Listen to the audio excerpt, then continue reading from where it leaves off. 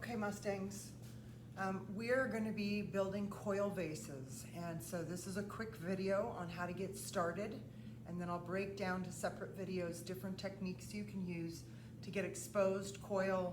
You can sprig items onto your piece or stamp items into your piece or carve and incise and create designs in the surface of your vase or any other kinds of form in clay.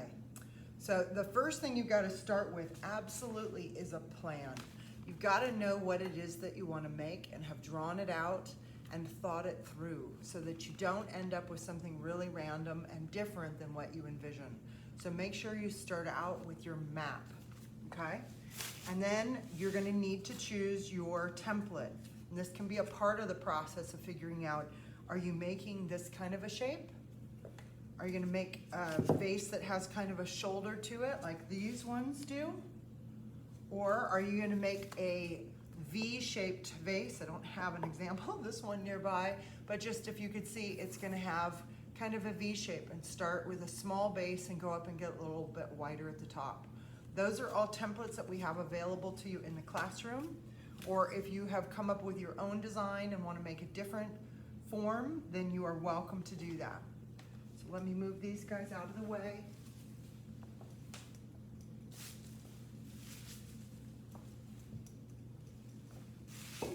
So you got to start out with the base. And in our case, we're going to use a 5-inch round template that I've got made for you as well. This is a good shape so that your vase can get tall and narrow and not too big and wide to start with. So a 5-inch diameter is nice. So I'm starting with some wedged clay. Again, make sure you wedge this out first so it's nice and together and you don't have pieces that are hard and soft or with any air bubbles in it.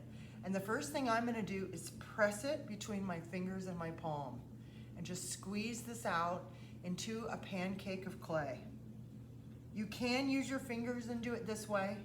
It's a little harder on your hands. Even though this kind of feels awkward, it's a little bit easier.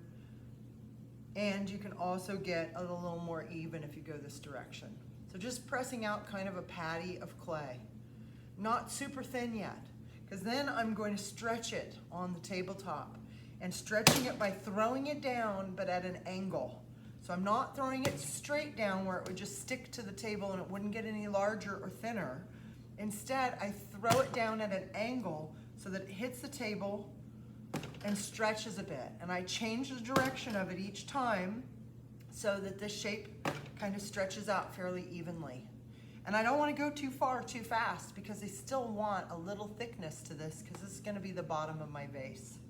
You can grab rolling pins and measure and do all kinds of things to make this absolutely perfect.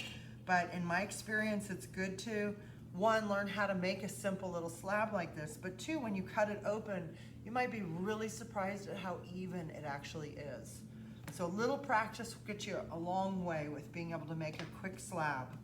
Another step that I often overlook, but it's good to do, and I'm going to note it here in the video, is to use a metal rib and compress this.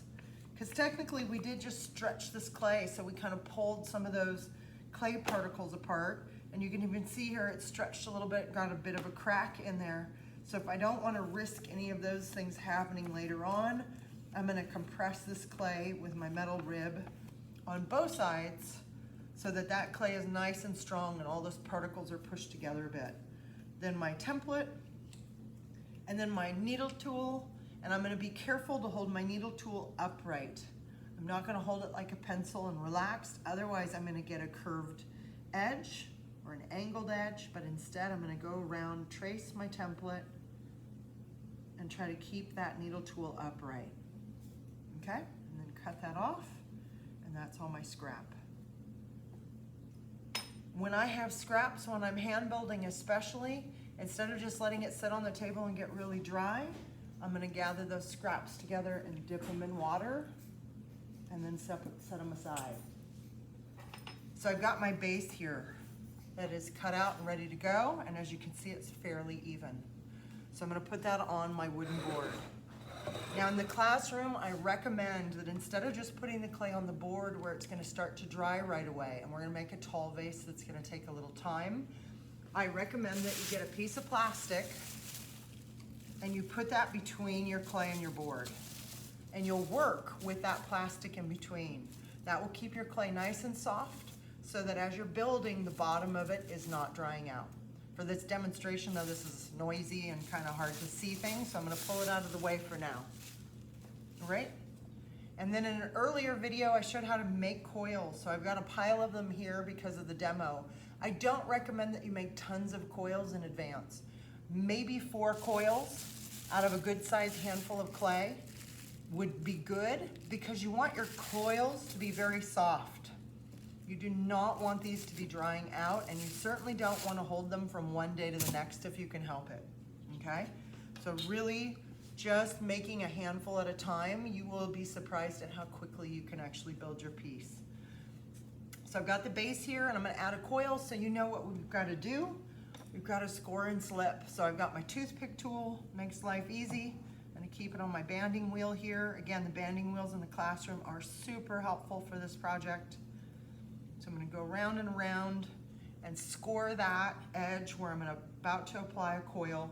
And then you can use your kind of stiff bristled brush and apply a little bit of water, or you could use your sponge and do the same thing. I kind of dip the sponge a little bit and then I can dab it right on that surface. And then I've got to score again in order to create my slip. So remember, the water itself, and in this case, is not our slip, but we're making the slip by adding water on the clay and then getting it kind of gooey and all set to go again here. So we got that, and then I'm going to take my first coil and I'm going to set it right on the edge of this disc that I made, this little pancake of clay, and I'm going to set it right on there, and I'm going to overlap the ends, okay? And I'm also being careful to set the clay so it's not hanging off the edge. I don't want this hanging out in space where there's a gap underneath. I want it right on top of that edge, so it's matching the circle that my 5-inch diameter template was. And then in order to make these ends meet up perfectly, I'm going to take my needle tool and I'm going to cut at an angle, but straight through, straight down until I get just onto that pancake of clay, but not through it. So I've cut through the 2 coils, and then I'm going to remove these ends and put that piece together. And they should match up perfectly because they were just overlapping. So there we go. You can still see the little place where the diagonal cut is. So while that clay is soft, I'm going to blend that across, make that disappear.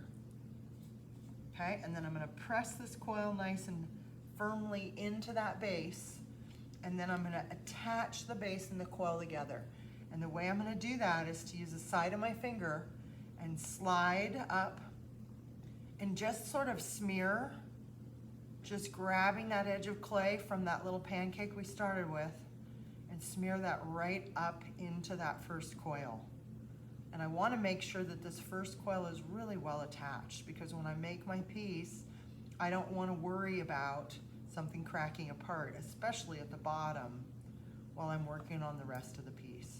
So blending that up. And if you've used a lot of water, it might get kind of slippery. So again, remember, clay and water, as much as we need water to do a lot of things, too much water is not your friend. Okay, so you want to always be kind of cautious about not overdoing it.